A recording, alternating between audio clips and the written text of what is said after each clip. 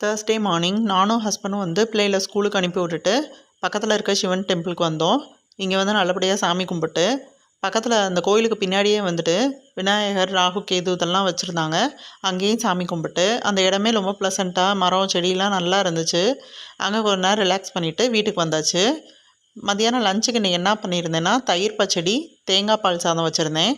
அதே மாதிரி பொட்டேட்டோ அப்புறம் மீல் மேக்கர் எல்லாம் போட்டு குருமா மாதிரி வச்சாச்சு. ஏன்னா அதை நைட்டுக்கு வந்து நாங்கள் ஈவினிங் ஷாப்பிங் போகிறனால நைட்டு வந்து சமைக்கிறதுக்கு நேரம் இருக்காது. அதனால் வந்து வரும்போது மாவு மட்டும் வாங்கிட்டு வந்துடலாம் அப்படின்றத பிளான் பண்ணி குருமா வச்சுட்டேன். ஈவினிங் ஷாப்பிங் போயிட்டு அப்படியே ஸ்நாக்ஸ் வந்து மஷ்ரூம் 65 சாப்பிட்டோம். ரொம்பவே கிறிஸ்பியாக நல்லா இருந்துச்சு. அதுக்கடுத்து நைட்டு நாங்கள் வீட்டுக்கு வர 11 ஆகிடுச்சு. ஏரியாவுக்குள்ளே பயங்கர நாயெல்லாம் பயங்கரமாக இருந்துச்சு. பயந்துக்கிட்டே வீட்டுக்கு வந்துட்டோம். ஓகே, நாளைக்கு பார்க்கலாம். பாய், குட் நைட்.